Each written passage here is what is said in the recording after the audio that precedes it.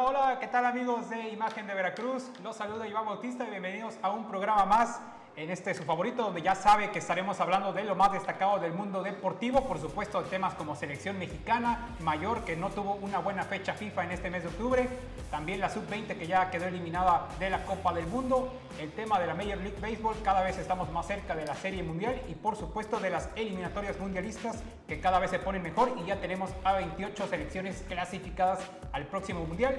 En esta ocasión tenemos casa llena, por primera vez tenemos a 4 en total en esta mesa. De este lado me acompaña Fernando Plata, una vez más bienvenido.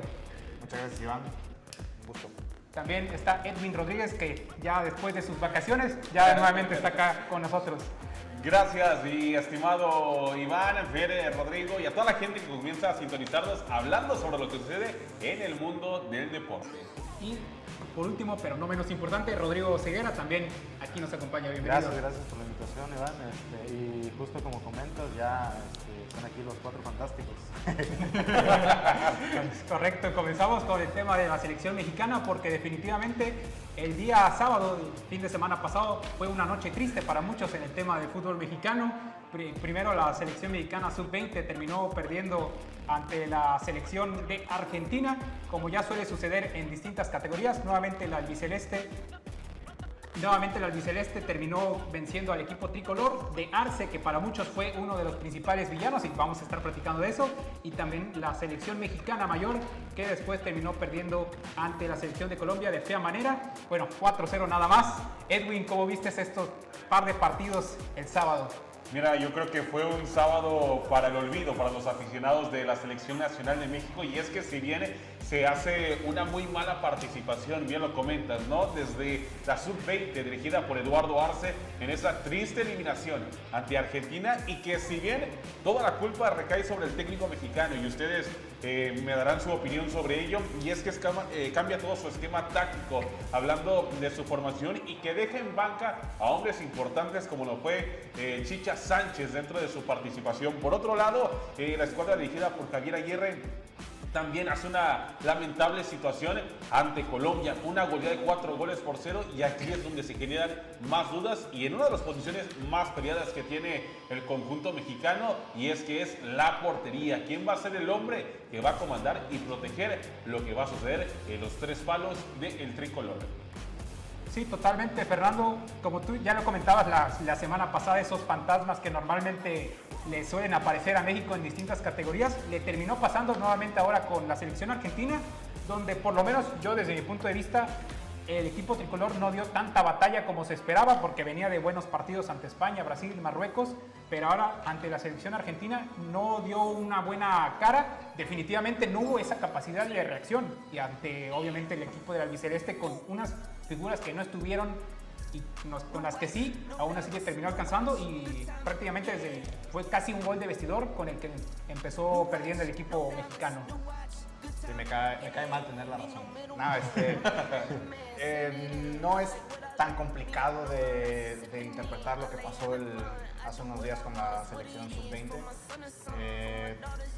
Lo comentamos la semana pasada, es un equipo muy preparado, es una generación muy talentosa, es un equipo que demostró en fase de grupos que estaba para competir en grandes niveles, superó sin problemas a Chile en la primera ronda de eliminación, y bueno, pues pasó lo que pasó con Argentina. O sea, podría resultar inexplicable, pero no lo es realmente. O sea, ver a este escenario lo hemos visto muchísimas veces en todas las categorías. Lo hemos visto lo vimos en Sub-20, justamente la eliminación del Sub-20 en 2007 con Giovanni Dos Santos, con Javier Hernández, eliminado por Argentina. Lo hemos visto en cantidad de veces en Copas del Mundo Mayor, lo hemos visto en Copas América.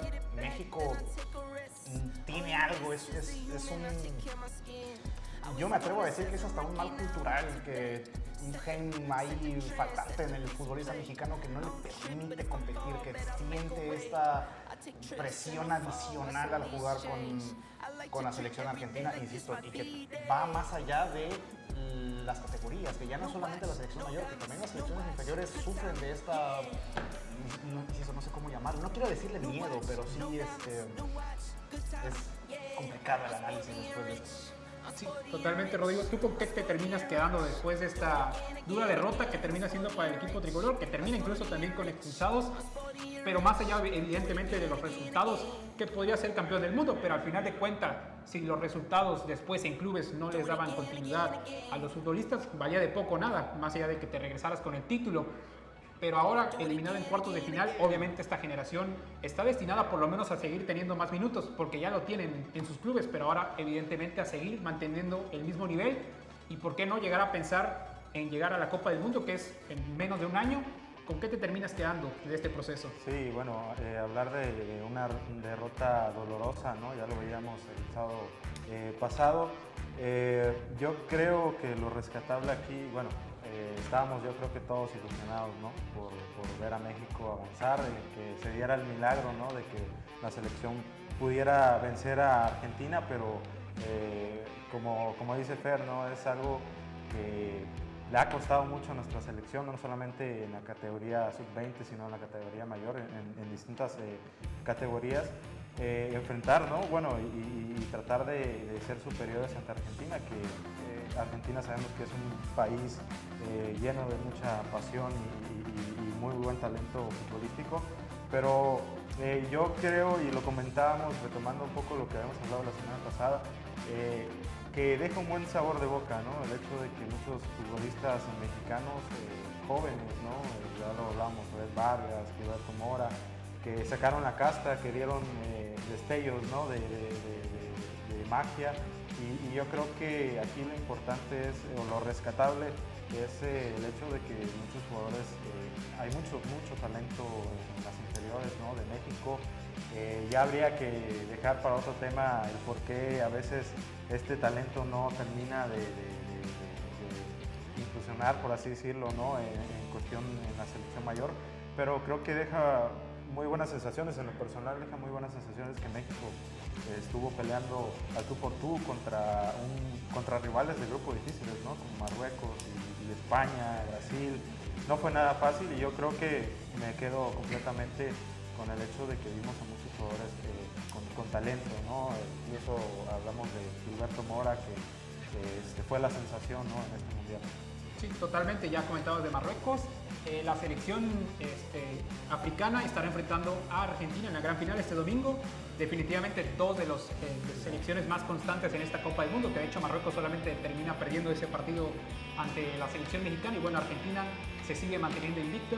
Sin duda era una de las grandes candidatas. Ya ha ganado en varias ocasiones esta Copa del Mundo sub-20, pero ya veremos cuál será el resultado, si ganan los sudamericanos o los africanos. Y vamos a pasar por el tema de la selección mexicana mayor, donde también evidentemente es un proceso bastante duro que se ha vivido desde Qatar 2022.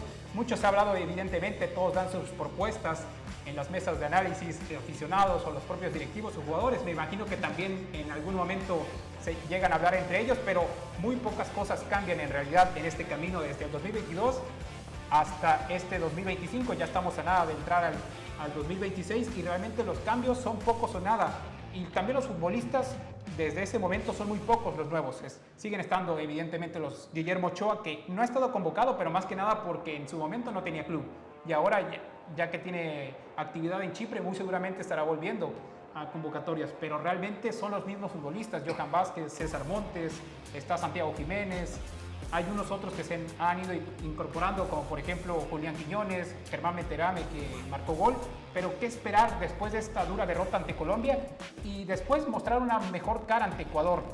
Pero realmente ante selecciones sudamericanas ha sufrido, y ni qué decir de las europeas, que muy probablemente se les va a enfrentar ya el próximo año previo a la Copa del Mundo. Hay que tener en cuenta lo que ha hecho Javier Aguirre y Rafael Márquez a lo largo de su participación en su mandato actual de cara a la Copa del Mundo. Y es que si bien hay elementos dentro de la selección mayor que en lo personal no deberían estar y no deberían de volver a vestir los colores tricolor, dentro de esta instancia, ¿no?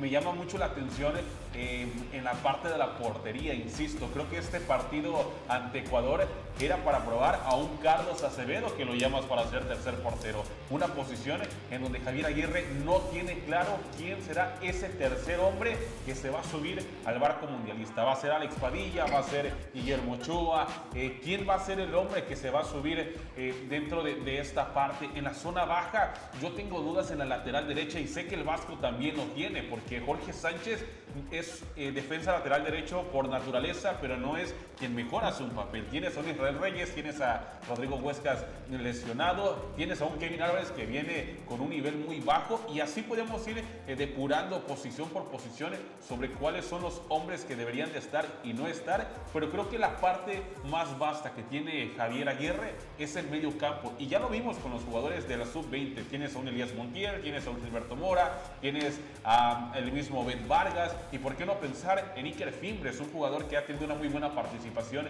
en este mundial y que sí, le cuesta pelear por los hombres que hay en Monterrey. Un Chicha Sánchez, que también tuvimos participación, y por qué no ver a un Emanuel Ochoa en la portería de la selección mexicana. Esta es una baraja muy grande que Javier Aguirre ya tiene en cuenta varios jugadores, y que con ellos ver qué es lo que va a suceder ante Paraguay y Uruguay en el próximo mes. Totalmente, Fernando. En ese aspecto, históricamente, la selección mexicana ha batallado en su momento para encontrar a futbolistas que terminen por convencer a un proceso. Al final de cuentas, el técnico que está muchas veces termina tomando la base que ya deja el entrenador anterior. No es la excepción, evidentemente, con el Vasco Aguirre, que llega más que nada porque ya tiene esa experiencia de estar en Copas del Mundo, porque ya ha dirigido a varios clubes y a varias selecciones, no tanto porque espera algo distinto en los federativos mexicanos, sino más que nada para asegurar algo y simplemente llevar ahí la Copa del Mundo y evitar prácticamente un papelón. Realmente sabemos cómo juega el Vasco, no va a cambiar su sistema realmente para nada. Hay futbolistas que a veces te puede llegar a sorprender que estén, pero definitivamente se va a morir con la suya tarde o temprano. Eso lo ha demostrado el Vasco en todos sus procesos. En Corea-Japón lo vimos, y por supuesto en Sudáfrica 2010, pero realmente ¿hay algún futbolista que en este momento no haya sido convocado y que a ti te llame la atención que puede estar? O algunos de los que están, como bien decía Edwin, sacarlos por completo. Yo por ejemplo veía a Germán Beterame, ¿no? Es un naturalizado, pero al final de cuentas en Monterrey tiene buenos números. Dicen, falla muchísimo, pero realmente anota también varios goles. Y ante Ecuador fue el autor del gol. Quiñones también como que lo tenían ahí medio cepillado, pero ahora nuevamente lo convoca. Y Santiago Jiménez y Raúl Jiménez definitivamente son los dos centros delanteros que tienen prácticamente ya un pie en el avión. Pero de ahí en fuera, ¿habría un cambio realmente en portería, en defensa o en el medio campo con estos chicos jóvenes que se vieron en el Mundial? Sucede algo particular en este proceso de Javier Aguirre que distingue de sus épocas anteriores, en la que se combina una, vamos a decirlo, mala generación de jugadores con un mal momento futbolístico de la selección mexicana. No solamente se encuentra Javier Aguirre con un equipo mermado, golpeado por la última eliminación en el Mundial, y que encima después, posterior a la Copa del Mundo, no ha sabido encontrar un nivel de juego. Si bien la Copa Oro fue un aliciente importante, da oxígeno al proyecto de Javier Aguirre de cara a la próxima Copa del Mundo. Bueno, no está resultando suficiente, porque los últimos partidos a México le ha costado mucho, y lo que pasó en la última fecha FIFA contra Colombia es preocupante, porque Colombia estamos hablando de un equipo que fue finalista de América y que posiblemente, y que no, un equipo que si bien es finalista de América, no estamos hablando de un equipo que sea contendiente a ganar el Mundial. Colombia se meterá quizás entre los mejores 16 para adelante, si bien le va. La vara está muy baja para la selección mexicana en ese aspecto. Jugadores para tener en cuenta, pues el rumor de Álvaro Fidalgo ha sonado mucho. Es una opción interesante, pero de nuevo llegamos a este punto en el que ya no es tanta la baraja de jugadores. Tenemos un abanico muy amplio de futbolistas, pero no se termina de integrar. Probamos a uno, probamos a otro. Juega Berterame de 9, juega Quiñones, juega Santi, juega Raúl, Acevedo en la portería, o Ochoa, o Emanuel. No trasciende más allá de quiénes son los nombres que están en la lista. Tiene que acompañar también desde la dirigencia. yo veo complicado el panorama de la selección. Sí, totalmente, Rodrigo. En ese aspecto, como ya lo comentaba Fernando, hay muchos cambios, pero también pocos futbolistas, una poca baraja realmente para ver qué es lo que está sucediendo en este tipo de casos. Al Vasco Aguirre realmente, ¿qué tanto esa lista le puede llegar a mover? Porque la realidad es que tiene muy pocos futbolistas en buen momento, o que a veces están en buen momento, pero realmente en selección mexicana se les ve muy poco. Lo veíamos con Santiago Jiménez cuando estaba en el Feyenoord, hacía muy buen papel. Y llegaba acá, prácticamente se apagaba. Raúl Jiménez en el Fulham en algún momento no tenía actividad y llegaba acá y sí respondía de buena forma. Pero realmente hay un futbolista que puede llegar a cambiar. Álvaro Fidalgo, tú en ese aspecto, tema de naturalizados, que obviamente es muy polémico, ¿estás de acuerdo o no? Yo estoy de acuerdo con los naturalizados. Creo que es algo que la selección, digamos, busca este tipo de jugadores, lógicamente porque, como bien mencionan, no terminan de cubrir, ¿no?, ese hueco, ¿no? Creo que, como mencionan ustedes, las flaquezas de esta selección vienen de la portería, ¿no?, y de la delantera, ¿no? Porque, como bien dices, Santiago Jiménez está en el Milan, pero no tiene actividad, no es titular. Realmente, digo, sabemos de las características de Jiménez, pero no ha terminado de encajar, ¿no?, en el Milan. Por ahí se hablaba de que iba a ser traspasado, ¿no? Por ahí había unos rumores. Jiménez, bueno, Raúl Jiménez, que me parece que viene de una lesión, ¿no? Por eso no ha jugado. Yo estoy muy de acuerdo con los naturalizados, porque de ahí en fuera, ¿qué otras opciones tenemos para poder hacerle frente a ese tipo de selecciones? Y realmente, en cuestión de la portería, yo creo que al final vamos a terminar otra vez con Memo Ochoa. Yo siento que eso es algo que va a terminar pasando. Malagón ha estado fallando mucho, ¿no? No solamente por ahí le veíamos en la selección, sino también incluso tuvo momentos, tuvo dificultades con el América, ¿no? Por ahí creo que son digamos, las posiciones en las que México empieza a flaquear, ¿no? Siempre ha sido esa incógnita, ¿no?, de qué va a pasar una vez que Ochoa ya no juegue y se retire. ¿Qué otro portero tienes, ¿no?, de confiable? Antes podíamos disponer de Talavera, antes podíamos disponer de Chuy Corona, ¿no? Pero hoy en día pues ya no los tenemos. Entonces creo que son posiciones en las que se debe buscar ayuda. En cuestión de delantera, pues ahí veíamos a Berterame, que ha hecho bien las cosas con el Monterrey, Quiñones. Pero yo creo que esas son las flaquezas de México, y estoy muy de acuerdo en el tema de los naturalizados. Yo te pregunto, Iván, disculpa que te interrumpa, pero ¿realmente la selección mexicana necesita naturalizados? Teniendo en cuenta que tienes a un Armando González en la delantera de Chivas, que tienes a un Chino Huerta en Europa, que son dos posiciones que se tienen, que en el medio campo pides a un Álvaro Fidalgo, pero realmente tienes a Obed Vargas, tienes a Gilberto Mora, tienes a Arias Montiel, tienes jugadores mexicanos de nacimiento que te pueden servir. O sea, ¿realmente la selección mexicana necesita jugadores naturalizados para estos procesos? Yo estoy de acuerdo, siempre y cuando evidentemente sea mexicano, tiene el derecho a jugar, eso es más que claro. Siempre y cuando sea mucho mejor que el futbolista que haya nacido en México. Si, por ejemplo, hay alguien mejor que Santiago Jiménez o que Raúl Jiménez en este momento, para mí debería ser convocado y hasta ser titular. Pero si no lo hay, que desde mi punto de vista, por ejemplo, en el tema de delantera, no lo hay, yo pondría a Santi o a Raúl, porque para mí ellos dos están por arriba de Berterame, incluso de Quiñones, que lo puedes poner ahí también como delantero, o Ángel Sepúlveda, o al que me digas, o al Memote. En el medio campo es exactamente lo mismo. O sea, Álvaro Fidalgo evidentemente es uno de los mejores futbolistas que hay en la Liga MX, pero desde mi punto de vista también hay buenos futbolistas mexicanos. Y no solo, porque hay que recordar que siempre en México históricamente no dependemos de un futbolista, de un crack, de un Cristiano Ronaldo, de un Lionel Messi. Hay que obviamente buscar un sistema para que el equipo juegue mucho mejor, como en su momento el Piojo Herrera lo buscó llamando a una base prácticamente americanista, porque eso fue lo que buscó en su momento y dio resultados al final de cuentas. En la Copa del Mundo se hizo un muy buen papel, más allá de que se quedó eliminado en la misma ronda.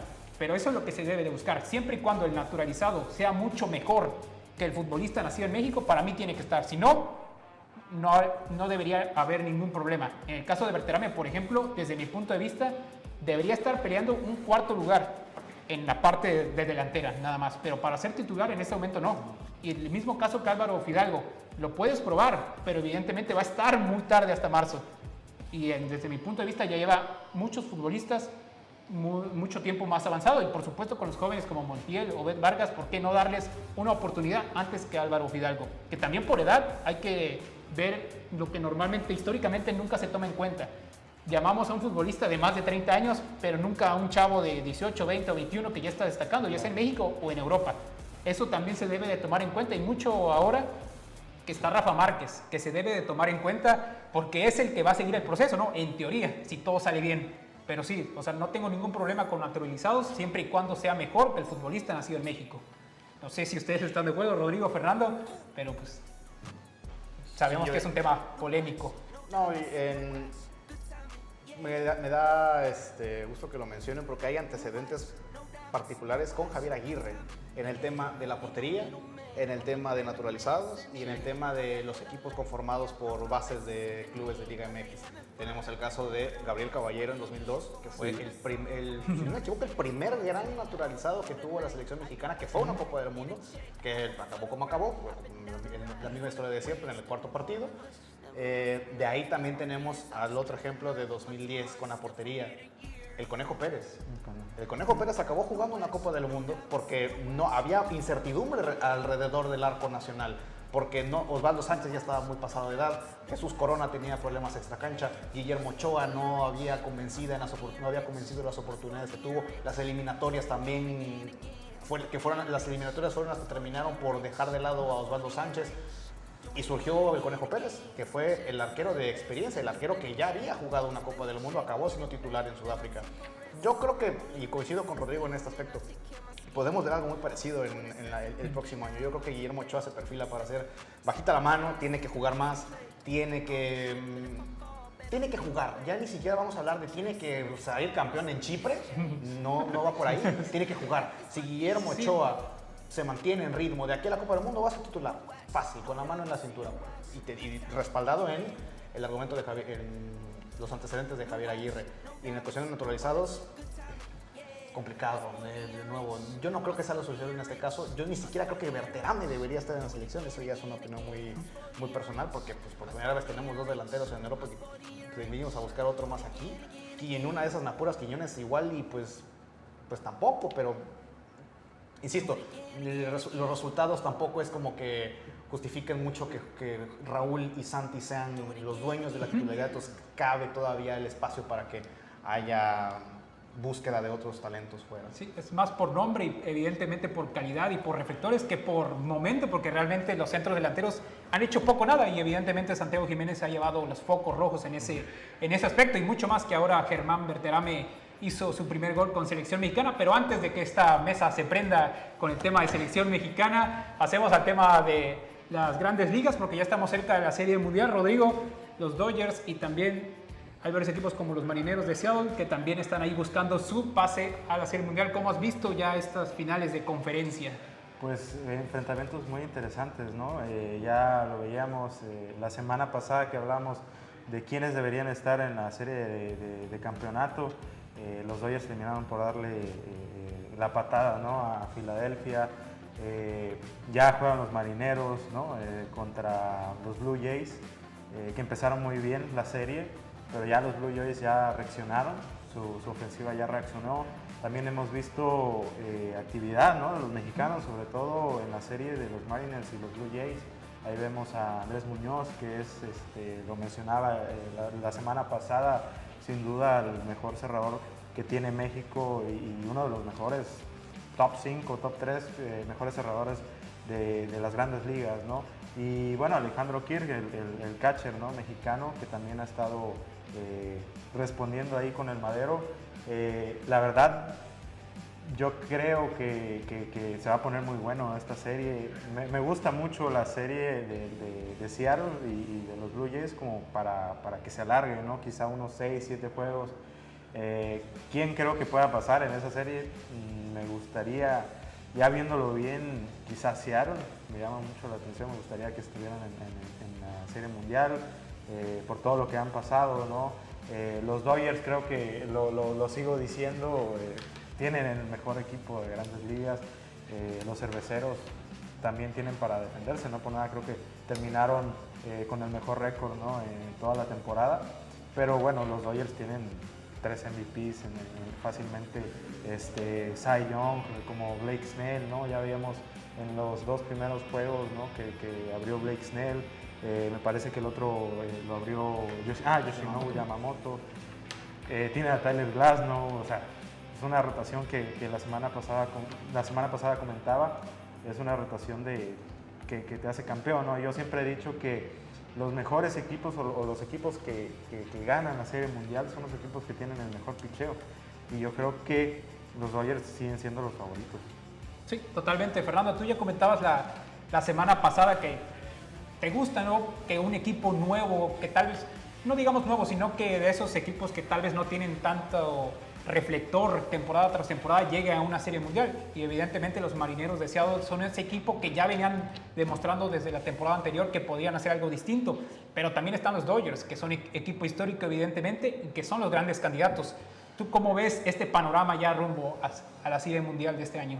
Pues sin duda los Mariners sorprendieron entrando en la serie de campeonato. Venían de jugar un juego matar o morir hasta 15 entradas y menos de un día después ya estaban en Toronto para jugar el primero de la serie de campeonato y lo ganaron. Y de ahí regresaron al día siguiente y volvieron a ganar. Entonces, rompiendo esquemas los Mariners, siendo un equipo tan azaroso como Seattle. Bueno, me da gusto que den una serie detenida. Ya los Blue Jays pudieron emparejar. Yo también espero que la serie se alargue. Le haría bien un duelo de ese calibre a las mayores, porque del otro lado vamos a ver lo contrario. Estamos viendo lo contrario. Los Dodgers les van a pasar por encima de los Brewers, lamentablemente. Yo esperaba que los Brewers pusieran un poco más. Se habló mucho en la previa. El manager dijo que se victimizaron un poco, salieron a decir que los Dodgers no los conocían, que su pitcher estelar le pagaba toda la nómina. Entonces es difícil ponerse en esa situación y bueno, peor porque el resultado en el campo pues va de acuerdo a eso. El equipo de los Dodgers está siendo muy superior a los Brewers y va a caminar, a menos de que pase una catástrofe. Todo puede pasar, el béisbol es maravilloso en ese aspecto, pero todo parece indicar que los Dodgers estarán en la Serie Mundial y enfrente tendrán a un equipo muy complicado, ya sea los Blue Jays, que esperemos que alarguen la serie, o los Marlins, así que será interesante ya en esta parte final, Edwin, ¿a quién ves a la Serie Mundial? Mira, ¿quiénes son tus grandes candidatos? En la pelota caliente todo puede suceder. Yo me voy con un Dodgers Mariners. Así la quiero pintar. Vamos a ver qué es lo que sucede en las próximas horas. Fernando, Rodrigo, ¿ustedes a quiénes ven en esta Serie Mundial? Bueno, yo como les comento, yo creo que también tuvo mucho que ver el hecho de que los Blue Jays tuvieron descanso, ¿no? Varios días, llegaron fríos a la serie contra los Mariners y los Mariners venían encendidos. Entonces, que si le va a alcanzar a los Mariners para darle la vuelta, bueno, llevan la ventaja en la serie, ¿no? Pero yo creo que los Blue Jays pueden dar la vuelta, o sea, sin lugar a dudas. Tienen un bate muy poderoso como el Vladimir Guerrero, ¿no?, que ya veíamos en la serie contra los Yankees que estuvo bastante activo, ¿no?, que estuvo muy jonronero. Entonces, a mí la verdad me gustaría los Blue Jays, o sea, siento que es un equipo, bueno, sin duda alguna pues fue el mejor equipo de la Liga Americana, y creo que sería una muy buena serie mundial contra los Dodgers. Creo que estaría bastante peleada. De todas maneras, la buena noticia es de que sea Seattle, sea Toronto, va a haber un mexicano en grandes ligas, en la Serie Mundial, ¿no? Entonces, por ahí también vimos, se me había pasado decir a Randy Arozarena, ¿no?, que está también participando ahí con los Mariners. Por ahí también que se convirtió en el mexicano con más jonrones en postemporada. Yo creo que Randy ya lo demostró, ¿no?, en el Clásico Mundial, que es probablemente a la ofensiva el jugador más interesante que tiene México, ¿no? Pero sí, yo creo que regresando a lo que estábamos hablando, Blue Jays, Dodgers, mi pronóstico. ¿Te mantienes con los Blue Jays? Sí, yo creo que sí. Yo también, en el papel yo también consideraba a los Blue Jays favoritos en la serie, pero dado lo que pasó en los primeros 2 juegos, sobre todo jugando en Toronto. O sea que Seattle fue a ganar los 2 juegos a los Blue Jays en Toronto.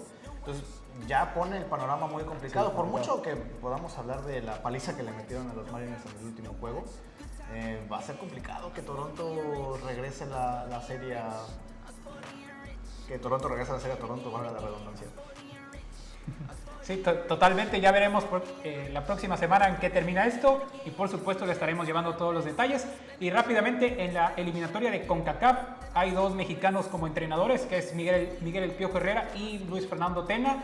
El Piojo consiguió una victoria importante ante Nicaragua 4-1, mientras que Guatemala se metió a El Salvador y consiguió un triunfo también de oro. Ambas selecciones están ahí en la zona de repechaje. No es imposible clasificar directo, pero Honduras en el grupo de Costa Rica sí ha tomado a la delantera, mientras que en el grupo de Guatemala hay rivales complicados como lo es Surinam, El Salvador, y definitivamente no será fácil, pero aún quedan 2 fechas para finalizar esto.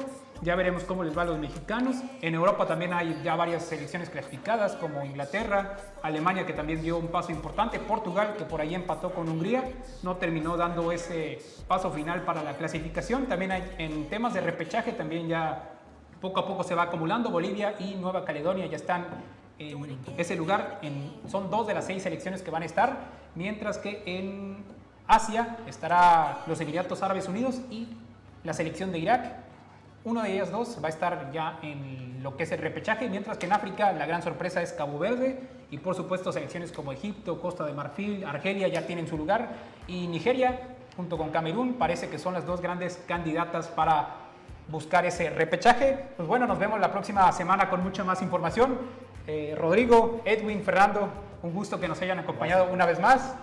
Y pues nada, antes de cerrar hay que recordarles que esta es una producción de Sincronía Networks en colaboración con Imagen de Veracruz. Yo soy Iván Bautista y esta es una producción de Abraham Exome. Nos vemos la próxima semana.